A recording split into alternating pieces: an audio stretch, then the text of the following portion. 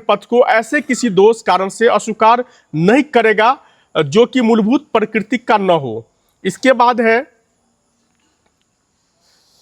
स्पष्ट है कि हाँ को काटकर नहीं छोड़ देना किसी भी प्रकार के मूलभूत त्रुटियों का नहीं बल्कि अधिकतम लिपिकीय त्रुटि मानी जा सकती है जिसे अनदेखी किया जाना चाहिए था। इसके अतिरिक्त रिटर्निंग ऑफिसर द्वारा आचरण पक्षपातपूर्ण प्रतीत होता है और उसमें और भी कई धाराओं का उन्होंने जिक्र किए। इसमें अनुच्छेद 334 का भी जिक्र किए, बहुत सारे धाराओं का उन्होंने इसमें जिक्र है जिसके माध्यम से ऐसे कोई भी जो लागू नहीं हो और जिसको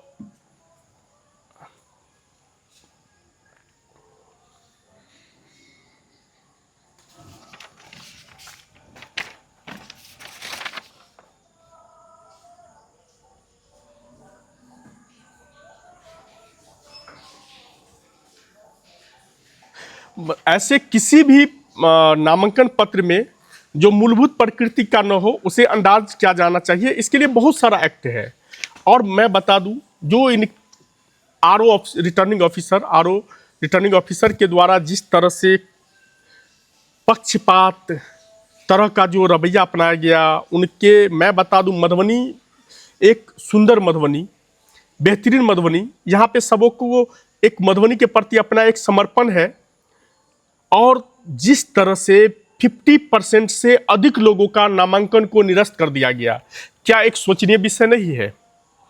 क्या ये रिटर्निंग ऑफिसर के नाम का कलंक धब्बा नहीं है? उन्हें सोचना चाहिए। मैं पूरे बिहार में इस तरह का 50% से अधिक लोगों का निरस्त नहीं हुआ है, पूरे बिहार में कहीं नहीं हुआ है। और मधुबनी जिला में एक क्या कहा जाए, मतलब मेरे पास वो शब्द नहीं आ रहा है, जो कि उन्होंने 50% से अधिक लोगों को निरस्त कर दिया है। क्या ये निष्पक्ष चुनाव का एक प्रतीत बनेगा? क्या इसके नामों पे धब्बा नहीं लगेगा?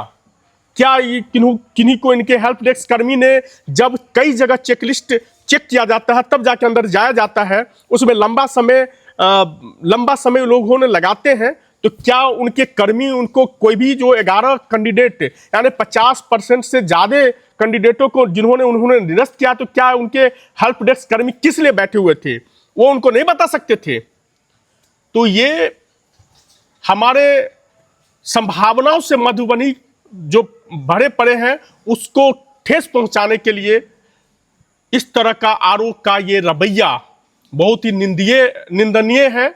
मैं इसका बहुत आलोचना करता हूं। मैं नहीं आलोचना करता हूं, पूरे मधुबनी की जनता आलोचना करती है। ऐसे मधुबनी को अवसर नहीं चाहिए। और हम दोबारा बोलते हैं कि अगर मैं माफ कर दूं, अगर पूरे मधुबनी की जनता माफ कर दे, आप तमाम लोग अगर बेशक ही माफ कर दे उनको, लेकिन ऊपर वाले उनको बख्शने नहीं जाएंगे। ऊपर वाले जरूर उनको सजा देंगे। एक निष्पक्ष आदमी के साथ, एक लोकप्रियता आदमी के साथ उन्होंने धोखा किया है, ऊपर वाले ने उनके साथ धोखा करेंगे और बहुत जल्दी आप लोगों को सुनने को मिलेगा कि उनके साथ भगवान ने धोखा करेंगे। एक सवाल यह है कि आपने, आखिरी सवाल है, आपने कितने सेट में भरा था, जमा किया था कागज, और अगला कदम आपका क्या होगा? देखिए, माधव आनंद जी का भी अजीत कुमार सिन्हा 2 ने भरे थे, जो कि राष्ट्रीय लोक मोर्चा के उम्मीदवार हैं।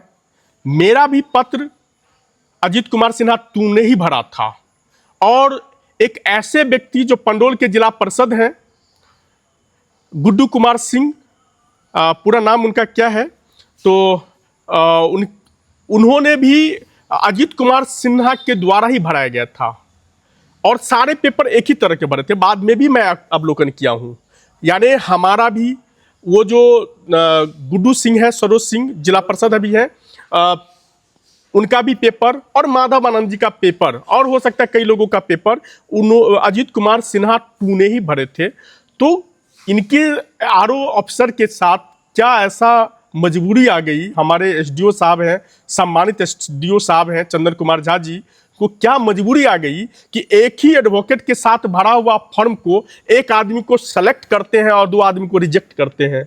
ये सोचनीय विषय है, बहुत गंभीर विषय है। इसका जितना आलोचना किया जाए उतना कम है। जिस तरह से आपने आप आरोप लगा रहे हैं उस तरह से तो नहीं लगता कि चुनाव ठीक ढंग से होगा। आप लोग जान सकते हैं, अगर ऐसे पदाधिकारी अगर चुनाव करवाएंगे तो कुछ भी हो सकता है। आप लोग तो जान ही सकते हैं, क्योंकि जो नामावली में, जो नामांकन में इस तरह का रवैया अपना सकते हैं, तानाशाही दिखा सकते हैं, आगे क्या करेगा वो अल्लाह जाने, ईश्वर जाने, ऊपर वाला जाने।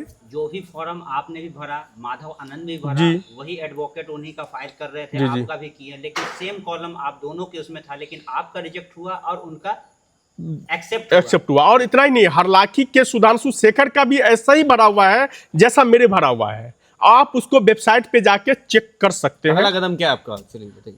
मैं मधुबनी विधानसभा वासियों के लिए, मधुबनी वासियों के लिए मैं हमेशा संघर्ष करते रहूंगा। मैं उनके बीच में हमेशा रहूंगा। उसके लिए अगर मुझे ब्लड देने की जरूरत होगी, ब्लड दूंगा। अगर उनके लिए